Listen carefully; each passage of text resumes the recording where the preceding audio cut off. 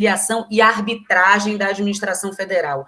Ela nasceu como Câmara de Conciliação e Arbitragem, porque, pensem, em 2007, a gente não falava ainda de forma minimamente amadurecida em mediação nem sistema multiportas no Brasil. Eu me lembro que nos estudos da minha tese, eu consegui encontrar um relatório do Banco Mundial, que isso as pessoas comentam muito pouco, né? Falam muito do CNJ, do movimento daquela semana de mediação e conciliação, mas a verdade é que antes disso, num relatório do Banco Mundial, ele já trazia indicativos para o Brasil, de que o Brasil precisava urgentemente desenvolver uma política alternativa ao Poder Judiciário, porque o Poder Judiciário brasileiro já demonstrava um enfraquecimento e sintomas de ineficiência, o que refletia muito na esfera econômica. Então, tudo isso somado fez com que o Brasil iniciasse uma pauta de soluções, de resolução consensual e de um sistema multiportas de resolução de conflitos. Mas quando a gente pensava nisso, envolvendo entes públicos, nossa, existiam preconceitos e dogmas fortíssimos, né? Gustavo foi um dos pioneiros a lutar contra esses dogmas, justamente para ultrapassar esse preconceito de que no direito administrativo, de que o direito público não poderia albergar sistemas consensuais de resolução de conflitos.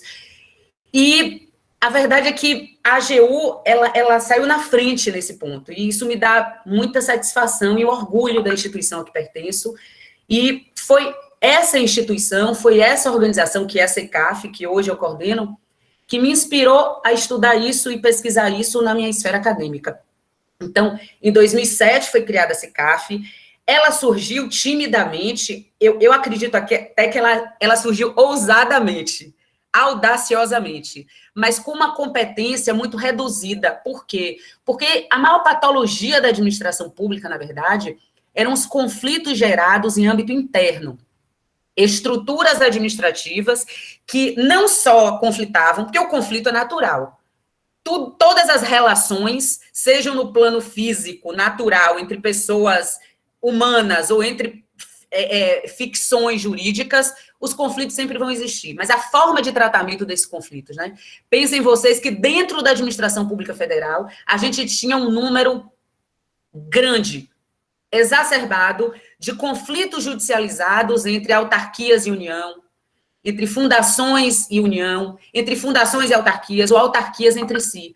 Então, a CECAF, primeiro, ela foi concebida para remediar essas patologias mais graves, que é impedir que esses entes públicos federais fossem ao judiciário resolver os seus próprios conflitos. Isso é algo tão patológico que foi muito difícil no meu doutoramento eu explicar para um francês que essas foram as primeiras, que foi a primeira preocupação numa Câmara de Mediação, porque eles não entendiam como isso chegava ao Poder Judiciário, como chegava, eles não conseguiam entender. Não era tanto pelo meu mal francês, mas pelo choque cultural mesmo, porque é difícil você explicar isso. E nós tínhamos um número considerável, e até hoje nós ainda temos, não um número considerável, porque a CECAF remediou muito isso, e nós conseguimos trazer, inclusive para a Lei 13.140, antídotos como um dispositivo que diz que ninguém pode levar esse tipo de conflito entre pessoa jurídica e direito público federal ao judiciário, senão por autorização do Advogado-Geral da União. Então, a CECAF começou competente para essas patologias, e ela ampliou sua competência logo depois para incluir também municípios e estados federados, e digo a vocês que nós temos um número considerável de conflitos interfederativos. Os estados federados nos buscam muito para dirimir conflitos, é lógico, quando está envolvido uma pessoa jurídica de direito público federal, porque na nossa competência a de hoje, nossa competência atual, a gente só tem essa exigência que em algum dos interessados, algum dos envolvidos, seja pessoa jurídica de direito público federal, porque isso está na lei 13.140. Ampliou-se ainda mais essa competência com o advento, em 2015, na Lei 13.140, porque ela falou expressamente das câmaras públicas poderem ser buscadas também por particulares em conflito com a administração. Se vocês me perguntarem, antes disso, não seria possível que um particular fosse à Câmara de Conciliação e Administração Federal? Olha, o regime jurídico administrativo nunca proibiu que a administração pública resolvesse seus conflitos através da consensualidade, nunca proibiu a celebração de acordos, mas nós tínhamos um sistema cheio de preconceitos e dogmas que foram sendo construídos em cima de degraus falsos, mas foram construídos, que eles eram difíceis de serem ultrapassados. Então, a gente precisou que a Lei 13.140 dissesse expressamente, e mesmo assim a gente ainda sente uma timidez, um acovardamento, porque, vejam, nossa lei de mediação é de 2015, ela traz 2 capítulos sobre administração pública, e, no entanto, nós temos a SECAF, né, pioneira, que em 2007, quando nem se falava ainda em mediação nas relações privadas de forma madura, a gente já tinha a SECAF, mas nós não tivemos um percurso contínuo de instauração de câmaras públicas. Pelo contrário, a gente teve uma lacuna imensa. Depois da SECAF, qual foi a outra câmara a ser criada? Do Rio Grande do Sul, que só foi criada, salvo engano, 10 anos depois, ou 12 anos depois. A Câmara do Rio Grande do Sul não tem tanto tempo quanto a SECAF. Depois, timidamente, veio Goiás, Minas Gerais, Bahia, agora está tendo o Paraná, mas todas ainda funcionando timidamente, funcionando de forma lenta. O município de Porto Alegre, salvo engano, é o único município que tem uma Câmara Pública. Então, vocês percebem o quanto ainda é difícil para a administração pública pensar, conceber, estruturar e instalar internamente uma Câmara de Conciliação e Mediação. As agências reguladoras, não é, Gustavo? E olha que nas leis específicas tem previsão, na lei geral e nas leis específicas tem previsão de câmaras, né, eles falam aí de uma arbitragem tabajara, mas assim, tem previsão de câmara de mediação, e mesmo assim você ainda vê pouquíssimas agências reguladoras timidamente implantando a mediação. Então, ainda é uma seara muito árida, muito difícil de ser trabalhada. Eu não lhe diria nem difícil, ela é desafiadora. E, atualmente, eu tenho me debruçado muito sobre uma questão, assim, a SECAF, ela tinha uma forma de trabalhar, né? Eu não critico, eu acho que tudo é uma questão mesmo de tempo, amadurecimento. Então, a SECAF vinha sendo gerida de uma forma. Em 2019, eu e Zé Roberto, a gente assumiu a gestão, ele diretor, eu coordenadora geral, eu sou substituta dele como diretor, e a gente começou a ver o quanto a gente tinha a trabalhar na SECAF em relação à reestruturação. Por quê? Uma das primeiras entrevistas que a gente fez com alguns mediadores que lá estavam já há 10 anos trabalhando na SECAF, eles falaram, uma delas falou que o sonho dela, o ideal de vida profissional dela era ver a SECAF ainda transformada, ou chegar a galgar o status de um tribunal administrativo. Quando a gente ouviu isso, as luzes acenderam. Eu falei, Zé Roberto, que absurdo. Quer dizer que uma mediadora experiente acha que uma técnica consensual de resolução de conflito, ela vai se elevar quando ela se transformar em jurisdição? Porque justiça administrativa, tribunal administrativo, não é forma consensual de resolver litígios. Há uma confusão muito grande entre jurisdição administrativa, autotutela, autocomposição, heterocomposição. Isso ainda causa muita confusão aqui no Brasil. E, nesse caso, eu falei, nossa, quer dizer, o paradigma que a SECAF tinha era a justiça administrativa francesa, quando, na verdade, ela é uma câmara de consensualidade, ela faz parte de um sistema multiportas. Gente, a mediação não quer ser judiciário, a mediação não quer ser jurisdição, ela é uma porta não alternativa, porque não existe uma porta principal. O sistema multiportas, ele tem que ser isonômico, não há hierarquia entre as várias portas que nós temos hoje para resolver litígios e conflitos. E o que a gente tem mesmo é um sistema heterônomo, porque você tem alguns sistemas que são... Você tem algumas técnicas que são jurisdicionais, como a arbitragem, como o próprio Poder Judiciário, que é a mais conservadora delas, e você tem as formas consensuais. Você tem as câmaras de mediação, você tem a negociação direta, e nenhum deles pode querer ser o outro. E a gente não pode, na mediação, usar como paradigma o Poder Judiciário, nem a arbitragem. É, como dizia o funk, cada um no seu quadrado. E isso é bom que seja assim. Um sistema muito bem organizado, para que a gente não tenha, já pensou, o próprio sistema multiporta gerando conflitos, seria bem contraditório. Então, eu ouvi Gustavo dizendo isso, as portas não podem se bater uma com as outras, né? Ela tem que ser um sistema harmônico. E será, se cada um souber ocupar o seu espaço. Qual é hoje o nosso desafio?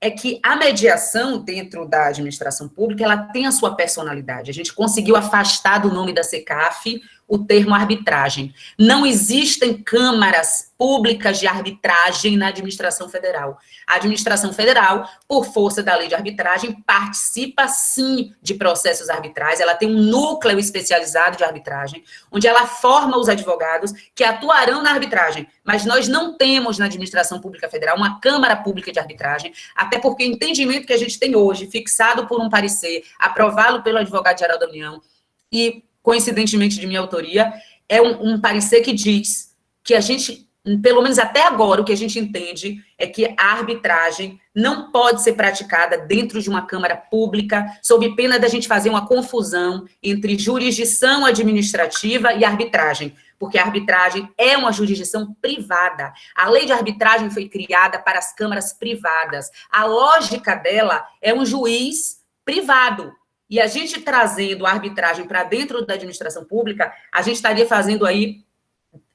criando uma outra arbitragem, que dependeria de uma outra lei que fixasse uma possibilidade de o executivo exercer uma jurisdição que é a arbitragem. E isso a gente não tem na lei atual de arbitragem. Então, a gente entende que não existe ainda um normativo que nos permita ter uma Câmara Pública de Arbitragem. Mas o convite hoje não foi para falar de arbitragem, vocês sabem mais de arbitragem do que eu. Qual é hoje nosso, assim, o desafio é esse, termos nossa personalidade como mediação envolvendo entes públicos, autocomposição envolvendo entes públicos, e também criar uma forma de atuação. Como é que a administração pública, que é peculiar, que tem um regime jurídico extravagante, a gente trouxe, a mediação, ela não é do direito privado, a autocomposição não é do direito privado, ela não é do direito público, a autocomposição, ela é multidisciplinar, eu diria. Ela não é nem do direito, ela é multidisciplinar. E quando a gente traz ela para a nossa seara de direito público, a gente tem que filtrar esse sistema através do nosso olhar, da nossa ótica, dos nossos princípios, lógico, não aquele regime jurídico antiquado, que a gente não quer mais ele, né? Ele não serve mais para nada. Mas não há dúvida que a gente tem um sistema diferenciado, e quando a gente traz a autocomposição, a gente tem que fazer essa autocomposição ser filtrada nesses valores do direito público.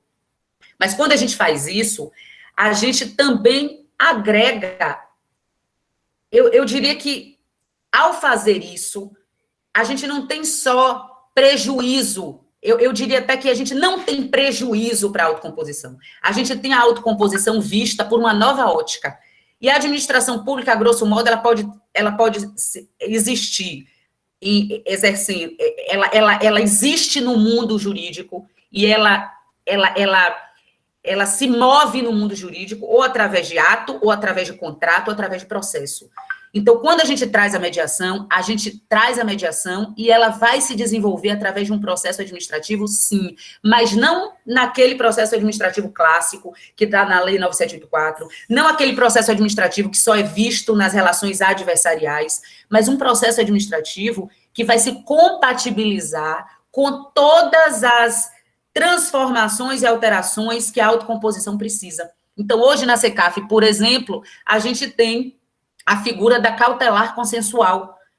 A gente não pensa naquelas medidas cautelares da 9784, porque como a gente tem a voluntariedade na autocomposição, se houvesse um pedido de um deferimento de cautelar em favor de alguns dos nossos envolvidos, seria um estímulo para que ele se levantasse da mesa e dissesse: um abraço, tchau, eu não vou querer participar e colaborar e cooperar com um processo de autocomposição que vai me trazer um prejuízo ou que vai me trazer uma imposição cautelar deferida por uma autoridade administrativa.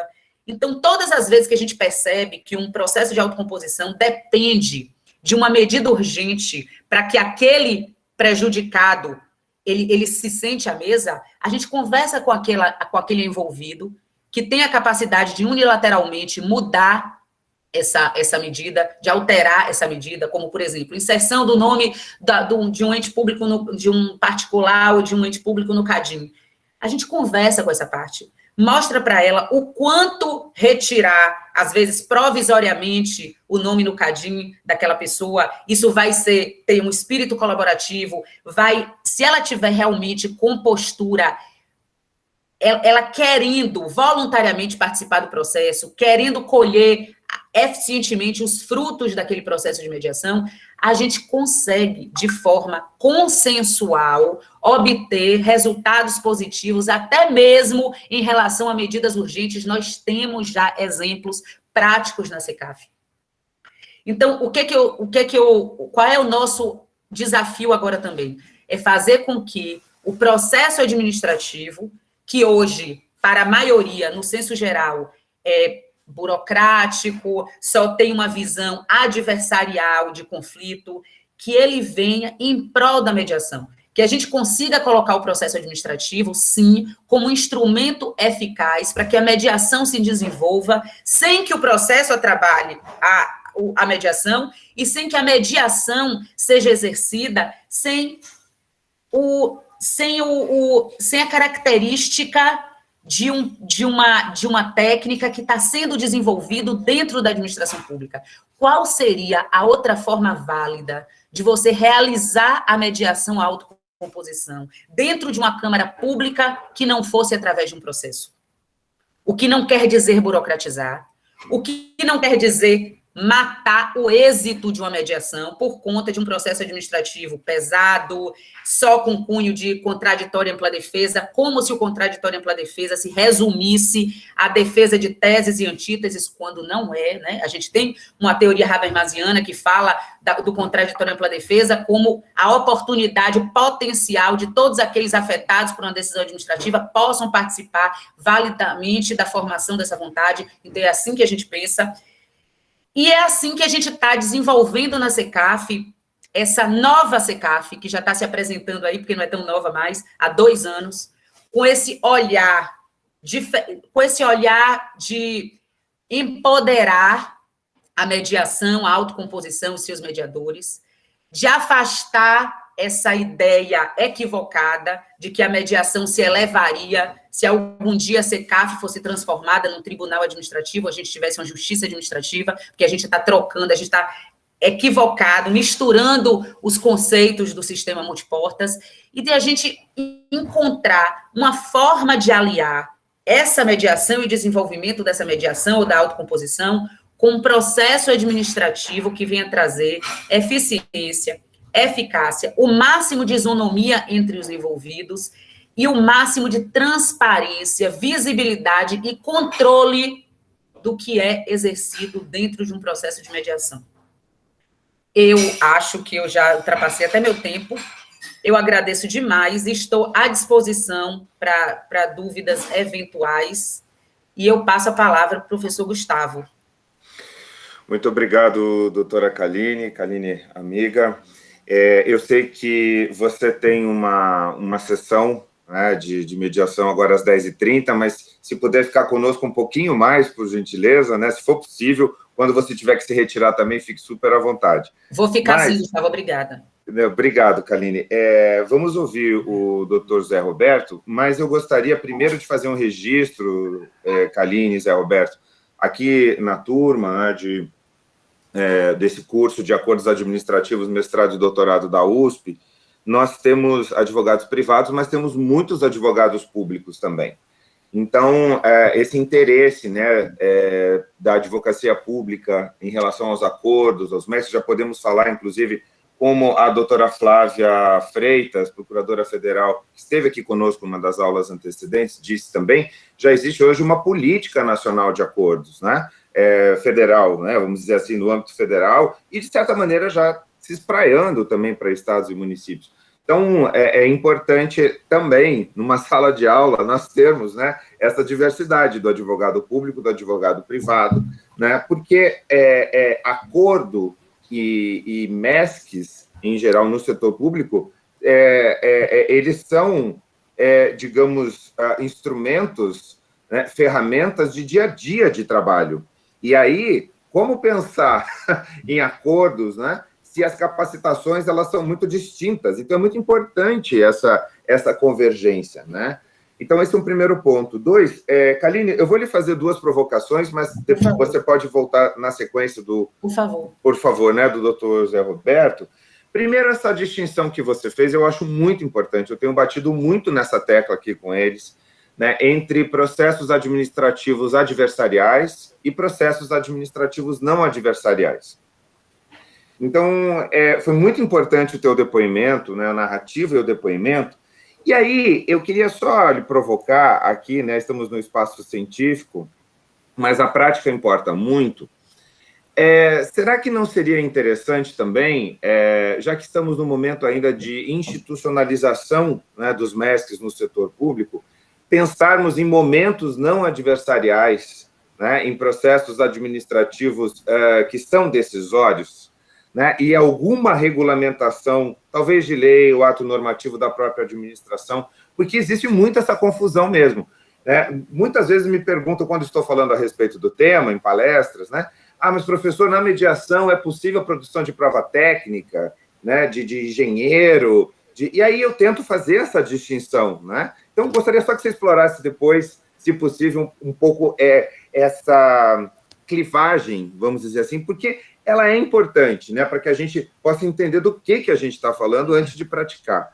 Né? Eu sei que estamos avançando, você já trouxe esse tema, eu só gostaria de explorar um pouco mais. E a segunda provocação, Kaline, é a seguinte: nós estamos percebendo, nesses vários exemplos que você deu sobre câmaras públicas, a gente percebe que a SECAF ela teria talvez um perfil mais de uma câmara multitemática ou multissetorial.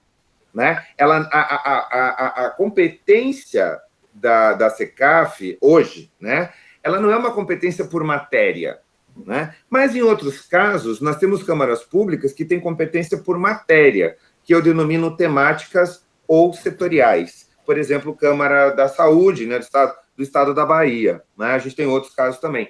E aí a gente não está caminhando, talvez, Kaline, para um sistema de gestão, sistema, digamos assim, autocompositivo de gestão de conflitos públicos? Aos poucos, será que a gente não está caminhando, né? Porque nós vamos ter exemplo, enfim, de câmaras desses 2 tipos, ao menos também de uma clivagem. Será que estamos caminhando ou estou muito animado com o nosso tema aqui? Gente, olha, Gustavo, eu estou ouvindo você pensando aqui, meu Deus, como eu gosto de falar com gente inteligente. Você acredita que ontem, olha, eu só penso nisso agora. Ontem, na nossa reunião de coordenação, o Zé Roberto deu risada porque ele lembrou. Ontem eu falei assim, Zé Roberto, eu estou dormindo e acordando com uma preocupação. A gente vai estar tendo já, não é coisa para amanhã, é coisa para hoje, um sistema de autocomposição. Está surgindo aí a Câmara da ANA, já surgiu a lei que fala sobre a possibilidade de mediação nos casos de desapropriação. Então, assim, Gustavo, vocês todos, é inevitável. A SECAF, ela é uma câmara genérica, geral, ela é a pioneira, mas não há dúvida que se a gente quer que a autocomposição envolvendo entes públicos ela evolua, a gente vai ter um sistema, sim. E o que é que a gente tem que se preocupar agora, Gustavo? Com essa sistematização. A gente não pode ter uma interposição. É a história da ordenação urbanística, né? A gente quer uma favela ou a gente quer uma Brasília? A gente quer uma Brasília dentro da autocomposição. Então, eu acho que cabe a SECAF agora, já que a gente acordou primeiro, já que a gente está há mais tempo na estrada, né? Vamos liderar essa organização do sistema. E quando eu falo de liderança, não tem nada a ver com autoritarismo, nem com vértices de hierarquia, não. É uma questão mesmo de organização. Como a gente já tem mais tempo na estrada, uma maturidade maior em relação à mediação, vamos se antecipar e começar a pensar em dialogar com essas estruturas todas para que a gente crie um sistema ordenado. E eu vou lhe dizer, isso é para minha felicidade, acredito que para a sua, para dizer Roberto, é muito bom ver que a mediação se fortaleceu a tal ponto envolvendo entes públicos que a gente está vendo nascer esse sistema, Gustavo. Sim. Agora, a gente não pode deixar ele virar um puxadinho, virar uma favelização da autocomposição. Porque aí eu acho que seria uma derrocada. A gente tem que agora estabelecer uma ordem sistêmica para isso. Vão ter câmaras, como você fala, setoriais e temáticas? Vão. Mas a gente vai ter um decreto agora regulamentando a Lei 340, que é um decreto geral para autocomposição envolvendo entes públicos da administração federal. Vamos fazer com que todas essas câmaras estejam imbuídas desses valores, desse decreto, que trabalhem numa mesma cartilha. Isso não quer dizer engessamento, quer dizer organização e sistematização. Então, assim, precisa de ordem, precisa de sistema. Então, nós estamos pensando de forma muito alinhada, o que me deixa feliz, porque falar, estamos no mesmo barco mesmo, estamos... isso é inevitável, isso já está acontecendo. Então, o que eu tenho a dizer é que é bom, é sinal de desenvolvimento, de avanço na autocomposição envolvendo entes públicos, mas precisa dessa liderança e dessa sistematização, sob pena da gente ter uma crise dentro do sistema autocompositivo. E isso pode gerar uma crise do próprio sistema multiportas, um retrocesso. Porque se a gente tiver uma desordem total na formação dessas câmaras setoriais, convivendo com as gerais, convivendo com a dos estados federados, eu acho que, em vez da gente crescer com o sistema, a gente vai ter um prejuízo com a criação desse sistema. Porque a gente não vai saber trabalhar paralelamente. Isso não é difícil, contanto que tem essa liderança, sabe? É o que eu penso e que eu estou querendo estimular lá a SECAF e a AGU para que a gente faça. E fico feliz de você ter falado, porque me deu a oportunidade de falar sobre isso. Se você não, se a Roberta não se incomodar em você, eu já quero pegar o gancho e falar um pouco do processo. Claro. Olha, Gustavo, e eu acho que a gente sempre... Eu leio muita coisa dele há muito tempo, mesmo antes de nos tornarmos amigos, e eu sei da preocupação dele com a procedimentalização, a processualização do direito administrativo. Aliás, eu acho que todos os administrativistas mais contemporâneos, que lutam por um direito administrativo mais progressistas, se eu posso usar essa palavra, têm muito cuidado com essa questão da processualização. E foi muito tema das minhas pesquisas, principalmente antes de eu me debruçar na autocomposição envolvendo entes públicos, mas não terminou aí. Porque quando eu me dediquei à autocomposição, eu vi o quanto a gente precisa mudar esse equívoco do que se tornou o processo administrativo para o direito administrativo brasileiro. Vocês podem ver que o processo para a gente, para o direito administrativo, ele é forma de atuação da administração pública. A administração pública, ela atuava, né? Ela praticava atos. Quando a administração pública se agigantou, esses atos ficaram ínfimos diante de uma atividade administrativa que ela é elíptica, ela é dinâmica. Então, o ato passou a ser muito pequena, né? O Vasco Pascoal, em Portugal, ele tem um livro, Em Busca do Ato Administrativo Perdido, que ele fala sobre essa visão atocêntrica do direito administrativo e o quanto esse centro gravitacional tem que mudar, porque muito mais afeta o direito administrativo e a atividade administrativa o processo, o encadeamento lógico de atos, que muda até a própria essência do que é ato, o ato considerado em si e o ato considerado dentro de um processo. Gente, o processo ficou pequeno porque ele é dentro de uma política pública. Política pública é muito mais que processo, mas a gente não tem essa categoria jurídica, política pública. Então, vamos ficar no processo. Quando a gente fala de processo administrativo adversarial, esse é o mais visto. A gente só vê processo administrativo quando a administração pública aplica sanção no poder de polícia, a gente só vê processo administrativo quando ele aplica sanção nos processos disciplinares, ou então em licitação. Fora isso, a gente não enxerga o processo administrativo, quando, na verdade, a administração pública nunca deveria atuar se não fosse através de processo. É a forma de suprimir o déficit democrático da atividade administrativa, tornar a atividade administrativa visível e controlável e tornar a atividade administrativa mais isonômica para aqueles que participam dessa formação de vontade administrativa. Então, quando eu falo de processo administrativo dentro da mediação, eu não tenho que falar desse processo administrativo adversarial, até porque ele é uma nesga. Ele é muito pequeno e estreito dentro do mar, que é o processo administrativo. Processo administrativo não adversarial, ele é muito mais amplo e muito mais necessário na administração pública do que o adversarial. Então, quando o processo civil disse lá que ele se aplicava subsidiariamente, né, o Código de Processo Civil, que ele se aplicava supletivamente ao processo administrativo, fui ferida de morte, porque uma formiga engolindo um elefante. Quando o Código de Processo Civil disse isso, é porque ele só estava enxergando o processo administrativo adversarial, porque o processo civil é só adversarial. Mesmo naquelas questões de procedimento voluntário, gente, o âmago do processo civil é o conflito e a adversariedade, mas o processo administrativo não. É formação de vontade administrativa numa função pública que sempre está em interesse de outrem. Então, a vontade administrativa tem que ser formada através de processo. Então, quando a gente fala de mediação, por que não falar de processo? Agora, não desse processo equivocado. Olha, contraditória e ampla defesa, Fred Didier, que, embora baiano, mas já virou patrimônio brasileiro. Todos vocês já devem conhecer. Fred esteve aqui conosco, Kaline. A presença da Bahia é muito forte no nosso curso. Maravilha! Então, vocês conheceram o melhor baiano, agora vocês conhecem Kaline, né? Então, ficou bom. A Bahia foi muito bem apresentada para vocês. O Fred, ele diz isso, e já é uma coisa que Gustavo escreve, contraditória e ampla defesa não tem que ser restrito a teses e antíteses como pretensão resistida e argumentos para a defesa. Não. Contraditória e ampla defesa é o dever, é o direito potencial de conhecer o que está se falando sobre você. Qualquer decisão que vai impactar na sua vida, e o que mais a administração pública faz, são decisões administrativas que impactarão na nossa vida, que potencialmente você possa participar da formação dessa vontade administrativa, e isso só se garante com o processo. Então, o processo está intrinsecamente ligado e associado à mediação, sim, não esse estreito processo adversarial, que é o único que fica sendo divulgado e propagado. Por quê? Porque a gente tem uma visão adversarial do processo.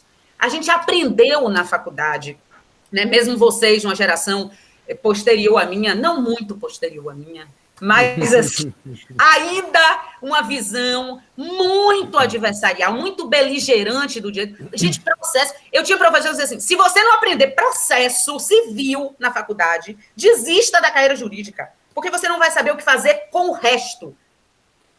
Eu acho o processo civil muito importante, mas eu acho a teoria geral do processo muito mais importante, desde que ela é bem ensinada. Desde que ela não tenha esse germe da adversariedade, porque processo não nasceu com adversariedade nem com conflito. É mais que isso. Então, era isso que eu tinha para falar, Gustavo. Falo pra caramba. Kaline, um prazer te ouvir. Acabei com o tempo do Zé Roberto, ele vai me matar. Eu já ia perguntar se vocês ainda querem exonerada, foi culpa de vocês. Kaline, sempre um prazer te ouvir. Sabe que estamos sempre muito alinhados, nossas ideias são muito convergentes há muito tempo. Quando passamos a dividir, digamos, mais tempo no espaço acadêmico também, escrevendo juntos, estudando juntos, enfim, a gente vê como a gente avançou e faz parte dessa revolução, né, do consensualismo no setor público, tão criticada ainda, né, mas imaginem quando nós começamos com tudo isso, não vou falar quanto tempo, porque a Kaline não quer que eu fale, mas há bastante tempo, então nós éramos alvejados todos os dias, ainda somos. E a gente começou a beber também, né, Gustavo? Foi super cedo, né? Nós somos precoces. Foi por isso, inclusive, que nos aproximamos, mas eu fico muito feliz, né, de ter ocorrido isso na nossa vida. Kaline, fique conosco até quando puder, de toda maneira, já queria te agradecer. Eu já me despeço, e quando eu sumi minha janelinha é porque eu tive que ir, mas vou ficar o máximo para ouvir Zé Roberto, até porque eu sempre aprendo. Perfeito, muito obrigado, Kaline. Passo agora a palavra, então, ao doutor José Roberto da Cunha Peixoto, diretor da SECAF AGU. Zé, bom dia. Bom dia a todos. Bom dia, professor Gustavo Justino. É um prazer enorme estar aqui com vocês, né? Uma honra estar aqui falando para candidatos a doutores, né? E falar um pouquinho da SECAF, sempre bom, especialmente ao lado da minha parceira Kaline, né? A gente debate o tempo todo, né, o nosso trabalho, a nossa autocomposição. Eu costumo dizer assim, ó, quando o doutor André Mendonça, nosso advogado-geral, me convidou para ser o diretor da SECAF, eu disse assim para ele: André, eu não sou muito da mediação, não. Eu não sou muito, né, não é muito minha cara, não. Eu gosto muito da negociação. E ele disse: não, Zé, você é o cara perfeito para lá, né? Eu falei assim: tá bom, então vamos ver. E eu conversei isso com a Kaline quando a gente começou. Kaline, como é que vai ser isso, né? Como é que eu vou me adaptar? E ela disse assim: não, Zé, vai ser ótimo, porque a gente vai colocar uma pegada de negociação na mediação, né? E aí formar né, vamos dizer assim, formar o nosso babado, né? Como é que a gente vai funcionar? E de fato, tem sido uma experiência muito interessante, né? Eu não tenho como avaliar o tanto que eu cresci, né, como profissional, o quanto eu aprendi com a Kaline, né, nessa jornada que a gente tem caminhado junto aí, e o quanto a gente tem a evoluir ainda, né? Quanto mais eu ouço, quanto mais eu participo desses encontros, e a gente pode conversar um pouquinho mais sobre autocomposição e sobre os MESCs, né? Sobre o que precisa ser feito, né? Eu fico assim, pensando que a gente pode construir. Kaline ontem veio falar comigo: Zé, a gente precisa conversar sobre essa história, né? Daqui a pouco vai ter um monte de câmara, e é um sistema, né? Hoje eu achei interessantíssimo o conceito que ela trouxe de favelização, né? Eu fiquei imaginando aqui com meus botões, né? Daqui a pouco nós vamos ter que usar o judiciário para definir as competências das câmaras. Né? Porque, de fato, se a gente não se organizar, e olha, isso aí aconteceu na AGU. Eu fui, vamos dizer assim, um dos algozes de uma pequena bagunça que foi causada dentro da AGU. Porque a SECAF já existia, como a Kaline, né, mencionou bem, né? Eu era um usuário da SECAF. Eu estou diretor desde 2019, né, e a Kaline junto comigo, mas antes eu era usuário, né, e eu ouvi uma expressão de um procurador do DF, né, essa semana, há 2 semanas atrás, né, sobre a experiência que ele teve no passado com a SECAF, né, e ele me disse assim: Zé Roberto, realmente assim, a experiência da SECAF parecia uma sessão de terapia. E eu disse assim: é mesmo? Mas por quê? Porque a gente fazia aquelas reuniões gigantes com muita gente, né, e se conversava muito sobre, né, o problema e tal, mas não tinha uma estratégia, não tinha um objetivo, né, mais claramente definido. E realmente foi, o professor Gustavo Justino falou em revolução. De fato, a gente teve que revolucionar a SECAF. Né? A gente teve que dar um restart nela, um reset. Porque a SECAF, quando ela começou, ela tinha um desafio tão grande que ela não sabe, assim, as pessoas que estavam ali não sabiam como começar. E qual foi o paradigma que eles buscaram? O paradigma do judiciário, né? O paradigma do due process, do contraditório da ampla defesa. E o que eles fizeram? Eles burocratizaram a SECAF. E aí você tinha um procedimento de autocomposição, de conciliação, como eles chamavam, que começava com uma manifestação por escrito, né, passava por uma outra manifestação por escrito, que era sempre um parecer, e aí a gente ficava nessa coisa de trocar papel, né? Até as reuniões, professor, eram marcadas sem combinar com as partes, né? E aí, quando eu cheguei na SECAF, que eu vi essa coisa instalada, e eu vi funcionando, né? As partes às vezes não iam, né? E a gente não se sabia o que estava acontecendo. Qual era a liga que se dava de comunicação, né? De relacionamento? Era muito pequeno, era zero, né? E aí eu percebi a importância dos princípios da informalidade e da oralidade para o procedimento de mediação, né? Para a autocomposição. eles são tão essenciais, né, que a gente teve que revolucionar realmente a SECAF. E a gente teve que... E para fazer isso, o que eu precisei fazer? Eu e Kaline, né, a gente precisou trocar todo mundo. Porque estava todo mundo muito viciado naquele modelo de burocratização, né? E a gente sabe, né, naquele conceito clássico de conflito, né, aquele iceberg da posição do interesse. O que a gente tem quando a gente pede um parecer? A gente não tem uma exploração do que é o interesse. A gente tem uma manifestação de uma posição. Quando vem um parecer, vem uma posição. Como é que você investiga o que está por trás daquela posição? Sem diálogo não há como acontecer isso, né? Por isso é que eu ia falar, professor, ontem a gente conversou, né, pelo Zap, eu ia falar um pouquinho sobre um caso concreto, mas aí eu vi agora, né, quando eu abri o mosaico, eu vi a Ediara aqui, que é colega nossa da AGU, e aí eu lembrei que ela me pediu um paper sobre o caso que eu ia falar, então eu abortei essa ideia, eu vou falar sobre a SECAF mesmo, tá? Eu não vou estragar, não vou arruinar a preparação que ela fez. Você tem muita coisa para falar, não tenha dúvida, o caso não vai fazer falta. Fique à vontade, mas fique à vontade. Eu vou pincelar um pouquinho do caso PISF na minha fala, porque eu acho que é importante. Vocês estão fazendo algo, né? O professor Justino, né? Ele vai precisar a USP vai precisar botar um busto dele lá na entrada do campus, né? Porque vocês não têm ideia do que vocês estão fazendo, né? Vocês estão se preparando para um futuro que já deveria ser um presente, mas a gente tem que ter muito cuidado com esse futuro que a gente vai criar, né? E se a gente não tomar cuidado com esse futuro que a gente vai criar, a gente vai transformar o futuro no passado, né? Por quê? Porque nós vamos... a gente precisa ter cuidado para construir os MESCs, né? O modo de atuação. Eu sempre costumo falar o seguinte, a gente precisa formar colegas, advogados públicos e privados em profissionais versáteis. Eles não podem ficar com a visão de túnel do processo administrativo e nem com quer dizer, né, na verdade, a Kaline usa a visão de túnel do processo civil, né? Eu acho que do processo administrativo é uma visão de canudinho, né, Kaline? Porque é muito mais restrito ainda. Mas o que a gente precisa formar, e aí a beleza desse trabalho que o professor Justino tem feito, é porque a gente precisa mostrar para os advogados que eles têm que atuar de uma maneira totalmente estratégica e com uma visão muito ampla do que é o conflito, né? Eu acho que Carnelucci precisa ser reinventado, viu, professor?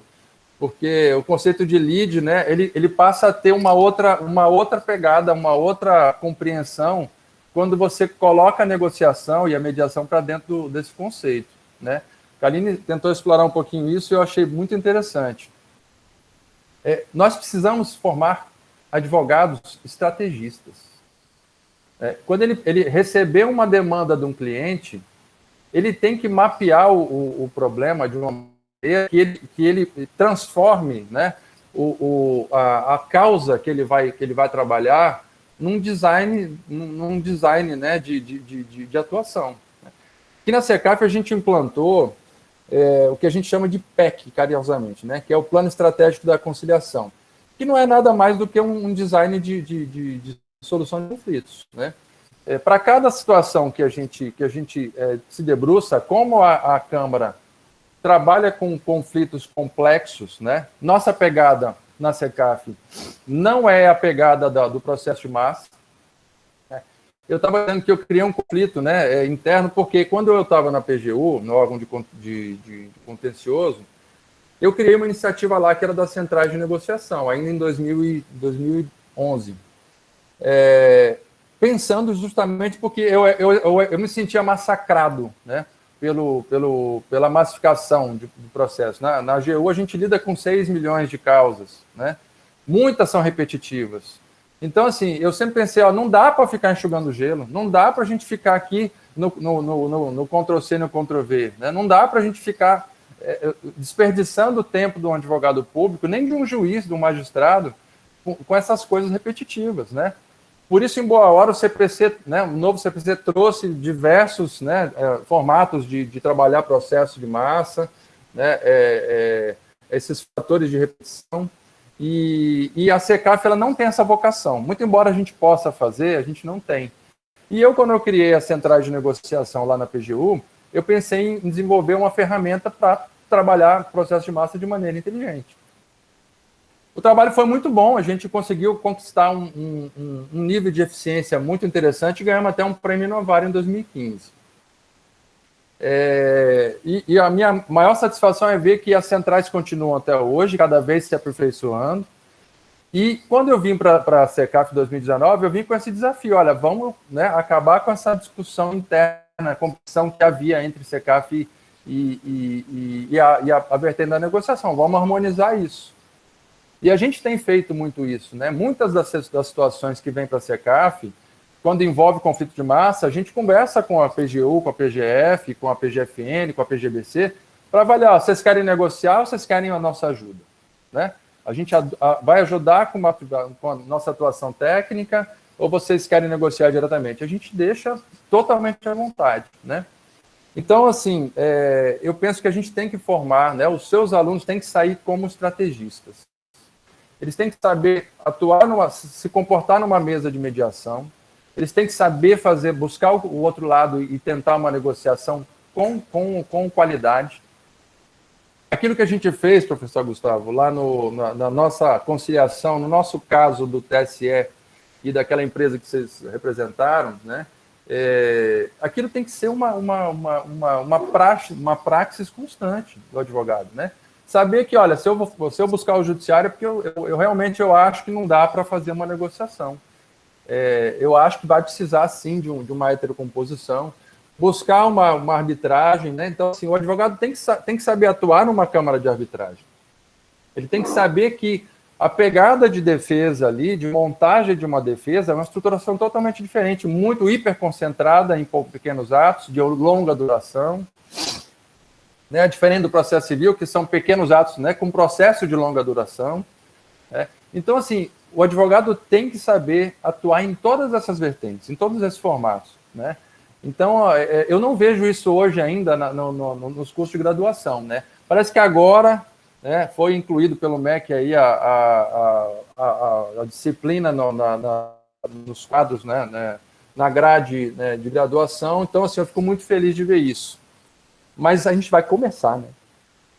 Então, assim, tem que ver como que vai começar, tem que ver como que vai ser essa formatação, né, dessa atuação, para evitar que a gente não transforme também os MESCs, o formato de MESCs, na favelização que aconteceu com o judiciário, né?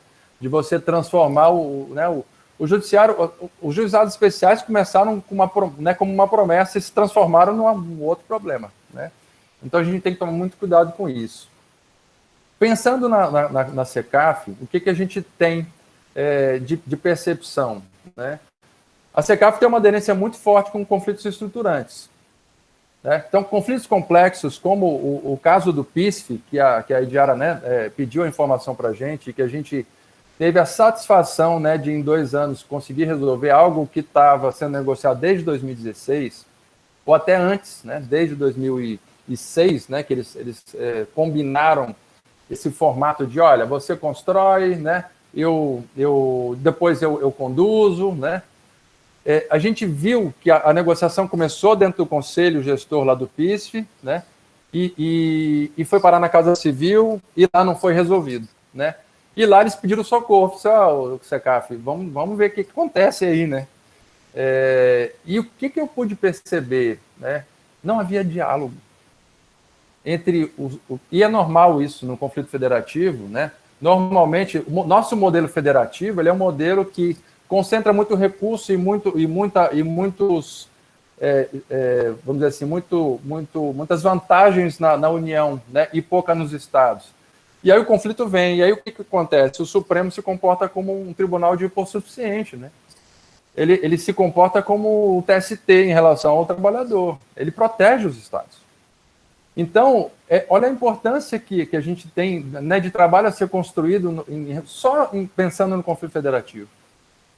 Nesse caso do PISF, a gente atuou de uma maneira que a gente resgatou o diálogo. Um diálogo que não havia, eles estavam dentro de um conselho gestor. e eles não dialogavam de uma maneira adequada, né? O pessoal da Casa Civil lá, o pessoal do PPI, quase que encostava uma faca na barriga do pessoal dos estados. E aí, vamos fechar esse acordo ou não vamos, né? Mas não vinha com técnica, né? A comunicação não era boa, a comunicação era violenta. A gente pôde perceber, até não é só a comunicação, mas o formato contratual que eles estavam montando era um formato violento, porque previa, por exemplo, uma cláusula, né? A Diara vai poder conversar um pouquinho mais, mas tinha uma cláusula lá que chamava PDD, que era o que? Uma garantia, né? Olha o nome da garantia, professor. Provisão de devedores duvidosos. Você tem 5 atores, né? 4 atores eram num pacote só. E aí você tem um outro ator que é a União, que era contratada. Aí você coloca uma cláusula com esse nome, eu disse assim, ó, primeira coisa, esse nome está errado. Né? Comunicação não violenta aqui passou longe. Como é que você chama 4 parceiros, né, de trabalho de devedor duvidoso? Vocês querem afastar os caras, né? Então, ó, primeiro, vamos trocar esse nome, ou então vamos tirar essa garantia, porque essa garantia não funciona, né? Então, a gente teve que começar a construir essa relação para resolver um conflito estruturante que, pelo amor de Deus, gente, 12 bilhões de reais, né, investidos pela União. Como é que você deixa perecer 12 bilhões de reais, né? Então, assim, é muito importante o papel da mediação, da autocomposição para a administração pública, porque a administração pública não sabe dialogar entre si. Eles são muito do papel, né? A administração é muito papel, e não é por outro motivo, né? Ele tem que ser do papel para se resguardar. Ele tem que ser do papel para evitar que um controle de contas venha, né, pegando no pé. Esses dias, há um tempo atrás, eu participei de um evento lá em São Paulo, aí na Fiesp, e eu tive a oportunidade rara de ouvir um ministro do TCU falar sobre conciliação. Né? E esse ministro disse assim, ele usou um exemplo péssimo, né? O exemplo de um caso de leniência do Ministério Público. E ele disse assim, olha, fulaninho, um procurador conversando com o outro, perguntaram assim, como é que vai aquela leniência? Ah, vai bem, eu acho que nós vamos conseguir tirar da empresa $1 bilhão. E aí, dizendo esse ministro, olha, passou um tempo, né, eles fecharam o acordo de leniência por R$500 milhões, né, uma diferença brutal. E aí disse esse ministro, como é que isso foi parar, né? Saiu de $1 bilhão e foi parar em R$500 milhões, né? Como é que foi isso? Isso precisa estar documentado. Isso precisa estar num processo administrativo documentado. E aí eu pensei com meus botões, como é que a gente vai fazer com a oralidade? Como é que a gente vai fazer para construir um procedimento de autocomposição que preserve, né, a prestação de contas e a oralidade, que é tão importante, né, sem banalizar essa coisa da burocratização. E eu vi que o TCU vai entrar numa onda de cobrar isso, gente. Então, tomem muito cuidado com isso. Porque a gente precisa, sim, ter a oralidade e a formalidade. Isso é essencial para você solucionar um conflito. Mas a gente tem que ter cuidado com a prestação de contas. Mas não é do jeito que esse ministro disse. Não é controlando o ITER da negociação, o ITER da autocomposição. É controlando o resultado. No resultado tem que ser dito o que foi feito, como se começou, como se terminou, né? E onde está lá a MASA ou a BATNA, né? A melhor alternativa a ser um acordo, e por que se optou pelo acordo. Né? Construir uma solução concreta e segura é um papel nosso, né? É um papel da SECAF. Né? O que a gente pensa para a política pública? Pensando nisso, a gente pensa em segurança, são as nossas diretrizes, segurança jurídica mais execuibilidade. Como é que você constrói essas duas coisas? Né? Esse é o desafio, essa é a arte. Né? É isso que a gente está tentando construir com um modelo de técnicas. A gente desenvolveu um modelo já de procedimento que é muito fluido, que a gente tenta montar isso de uma maneira que fique, né, que funcione bem. Mas esse é o grande desafio, né? E não é só isso, a Câmara Pública, né, uma Câmara de autocomposição, ela tem que ter uma preocupação adicional, porque, assim, a lei posicionou as câmaras de autocomposição dentro dos órgãos de advocacia pública. E nós temos uma visão de que a gente tem que trabalhar a conciliação não só para atender A e B, né? Uma autarquia tal, ou e um órgão da União tal, ou um particular tal num contrato administrativo com a União. A gente tem que harmonizar a política pública. E, de preferência, aperfeiçoar essa política pública. Né? Kaline usou muito bem as expressões da política pública. Ela tem um conceito, né, que a gente ainda não pode usar, infelizmente, né, como a gente gostaria, mas o conceito é um conceito de diretriz. Né? Se você tem uma previsão de uma política pública que está na Constituição e você trabalha uma mediação para atender só o interesse do Estado e não da política pública, que tem que atender uma finalidade social, você desvirtua esse conceito. Né? Então, a gente tem esse cuidado. Né? Nesse caso do PISF, a gente tentou procurar trabalhar um aperfeiçoamento dessas políticas públicas. Né? A política pública ali é o quê? A adução de água bruta. Né? Então, é você levar a água bruta do Rio São Francisco de um ponto A para um ponto B, entregar lá, e o gestor estadual vai gerir esse recurso hídrico. Né? Ele vai tratar essa água, ele vai distribuir essa água, mas isso é uma coisa interna do Estado. O que a gente tinha que aperfeiçoar? Olha, como é que a gente funciona de maneira eficiente, levar a água do ponto A ao ponto B, usando o menos recurso possível? Essa era uma demanda dos estados. Eu preciso baratear o custo desse procedimento, desse serviço, né? E aí a gente buscou algumas soluções. Então vamos conversar com o Ministério de Minas e Energia, né? Ministério do Desenvolvimento Regional, senta lá com Minas e Energia e vê o que tem lá de política pública que pode ser construída. A gente pode colocar lá, a gente tem um programa de placas solares que a gente quer colocar em cima de açudes, né, para usar a área de água. Isso aí é uma coisa que pode ser utilizada. Aí a gente buscou isso. A gente tentou levar para o MDR a perspectiva de que ele deve dialogar com outros ministérios e deve agregar políticas públicas entre si para transformar numa política pública melhor, aprimorada. Né? Então, professor, essa é a nossa ideia, né, o nosso conceito, né, de Câmara Pública. Nós temos uma finalidade que é muito mais ampla do que uma simples, né, Câmara de Mediação. Nós trabalhamos mediação com um assessoramento negocial para aperfeiçoar a política pública. Né? Eu diria que esse é um tripé que a gente está tentando construir lá, a duras penas, né? Mas eu acho que a gente está construindo um caminho de sucesso aí. Se Deus quiser, né, vocês vão ter ainda muito boas notícias vindo da SECAF, tá? Obrigado pelo tempo, desculpa aí, né, tomar mais tempo do que a gente precisava, mas é um prazer estar com vocês. Zé, muitíssimo obrigado. E aproveitando aqui a tua fala, né, e aí eu faria só, não é bem uma pergunta, mas é uma reflexão. A Kaline está convidada também aqui a refletir conosco, né, para aproveitar um pouquinho ainda a presença de vocês. Fiquem à vontade também quando tiverem de sair. Eu sei da agenda de compromisso, de sessões de mediação, negociação dos casos da SECAF. Juntando a fala da Kaline e as suas falas,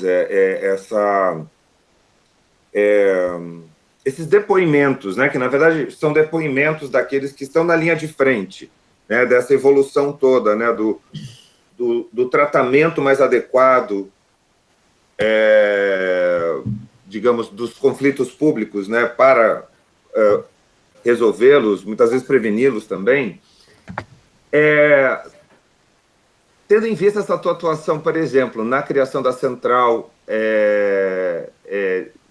dos acordos, né, no âmbito da AGU, agora estamos caminhando para as câmaras, falamos já, provavelmente, aí de embriões, prenúncios, ou uma certa evolução de um sistema de autocomposição, de gestão de conflitos. Então, a gente já percebe assim, o que é conflito de massa, uma central de negociação, por exemplo. Inclusive, a central foi tema do seminário dos alunos em uma das aulas passadas. Foi excelente aqui o que eles trouxeram para a gente. Agora, o teu depoimento é mais importante também, da professora Flávia Freitas, que esteve conosco também nas aulas passadas, procuradora federal. E aí, para litígios mais, talvez, complexos, né? Enfim, a gente já, mais específicos, com mais especificidade, a gente já vai ter as câmaras ou determinados processos. A gente está caminhando para um olhar um olhar mais adequado, vamos dizer assim, em relação à esfera administrativa, a esfera administrativa como avocacionada, quando comparada com a esfera judicial, como a esfera mais vocacionada, né? Melhor vocacionada para conferir um tratamento mais adequado dos conflitos públicos. Quer dizer, eu sei que isso já está íncito, a ideia de sistemas de justiça multipóteses, mas Kaline foi muito clara. Quer dizer, assim, é algo que ainda é muito novo aqui, né, no dia a dia. E no fim do dia, quando eu leciono, por exemplo, acordos administrativos, quando eu leciono MESCs no setor público, quando eu leciono arbitragem, dispute board, quer dizer, eu vejo no olhar dos alunos, aqui já está mudando na sala, porque eles estavam tão espantados, eu tinha certeza que alguns já na segunda aula eles iam sair correndo, porque que direito administrativo é esse que o Justino ensina? O que é isso? Ele veio da onde? De Júpiter, Netuno, Urano? O que ele está fazendo? E, na verdade, no fim do dia, Zé, acho que essa pergunta importa, porque nós estamos falando aqui de exercício da advocacia, seja pública, seja privada. Um exercício profissional. Né? Então, queria te ouvir um pouco, Zé. A gente está caminhando assim, para essa certa identificação da esfera administrativa como a mais vocacionada e, portanto, prioritária, preferencial na busca pela solução do conflito, nessa noção de estratégia que vocês bem estão construindo. A gente está caminhando para isso, ou eu diria que a prática ela está avançando mais do que a própria teoria, do que a própria dogmática, né, nesse tema? Enfim, queria só um olhar seu, né, porque é de alguém que está liderando, que tem, né, esse papel de liderança, pioneirismo e liderança na estruturação desse sistema, né? Você, Kaline, claro, e tantos outros colegas, Flávia aqui também presente em sala. Enfim, queria te ouvir um pouquinho para aproveitar um pouco mais da tua presença. Coisa boa. Olha só, professor, isso é uma reflexão muito importante, né? Para onde é que a gente vai caminhar, né? Eu vou dizer o que eu espero, qual é a minha expectativa. Eu gostaria que a gente caminhasse para um equilíbrio, né? E não podia ser diferente, né? O mediador sempre busca esse equilíbrio, né? E o equilíbrio ora entre assertividade e empatia, ora entre solução e não solução, né? Eu acho que a gente, assim, por que eu falei no começo, né, da minha fala sobre a questão da gente formar advogados que consigam atuar em todas as frentes? Porque eu tenho ouvido muito, né, o pessoal falar de mediação, porque a mediação, na autocomposição é mediação. Não é só mediação. Né? Em toda a Câmara de Mediação, você tem que ter 2 ou 3 negociadores na mesa. Eu penso assim, a gente, antes de formar mediadores, tem que formar bons negociadores. Né? Porque o bom negociador, aquele que usa lá a metodologia, né, do programa de Harvard, ele é praticamente um mediador.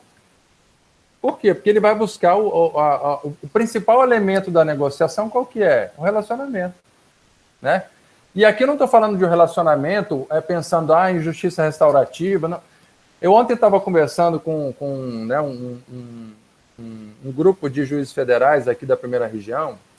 Eles formaram um órgão interessante, professor, que eu acho que vale a pena vocês explorarem depois. Um órgão não, um núcleo, né, de atuação, que é a rede de inteligência. Eles têm o SISTICOM, que é um sistema, né, de conciliação, que, na minha opinião, eles têm uma vocação muito forte para conduzir processos de massa, né, e eles têm essa rede de inteligência. E o que a rede de inteligência tenta construir? Né? Eu acho que eles se cansaram desse modelo de o juiz dá a decisão e o gestor lá cumpre quando quer, né? Cumpre quando dá, né? E tem situações que eles não conseguem cumprir de jeito nenhum. A gente tem um caso no Ministério da Saúde, né, de uma situação que aconteceu nos anos 70, 80, né? Desativaram uma fábrica de medicamentos, e essa fábrica, quando foi desativada, ela poluiu, né, o município todo, porque tinha um elemento químico utilizado nessa fábrica, né, que foi largado lá, coisa do Brasil, né, que se deixa lá o elemento químico na fábrica. E ela poluiu, né? As pessoas, a população começa a entrar, invade, carrega, acha que é bonito, é igual o Césio 137. Se fosse Césio 137, Se fosse uma fábrica de produção de aparelho de raio-x, o povo ia catar porque é bonito, né? O Césio 137, eu estava vendo esses dias aí um filme sobre aquela cientista francesa, a Marie Curie, né, que criou o elemento radioativo, né, que pesquisou sobre isso, né, e ela mesma ela dormia com um potinho na mão, né, e assim, e acontece mesmo, né, então assim, se poluiu o município. E a magistratura já mandou, tem que fazer lá o processo de descontaminação da área toda, né? Só que a área é a área do município. E como é que cumpre um negócio desse? Magistrado nenhum consegue fazer o Ministério da Saúde cumprir esse negócio, porque é impossível se cumprir. É uma obrigação impossível de se obedecer. Então, essa rede de inteligência, eles pensaram na criação desse órgão, entre juízes, para pensar como é que eles vão conseguir dialogar com a administração pública, para a administração pública cumprir as decisões deles. É mais ou menos essa a pegada que eles estão construindo lá. E eles me chamaram para conversar, porque eles perceberam que a SECAF tem uma capacidade de articulação político-administrativa muito grande, né? E eles queriam entender como é que a gente funciona, né? Então, o que eu estou querendo dizer é o seguinte, né?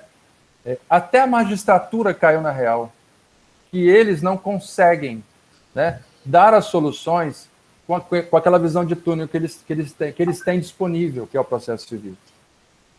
Até eles perceberam que a política pública é algo muito maior do que um simples processo civil, um processo administrativo, né? Ela é um bem maior, ela é um bem de todos, né? Então, se a política pública é mal conduzida, mal gerida, a gente vai ter um desequilíbrio, e esse desequilíbrio vai causar o quê? Massificação de processo, né? vai conduzir as pessoas... E aí a gente teve aquele erro nefasto na Constituição de 88 de criar a política de acesso estrito ao judiciário, né? Nós criamos um monstro, né? Um monstro que a gente não consegue controlar, nem eles, né? Nem quem está dentro, né? Que conduz essa política pública do judicial, né?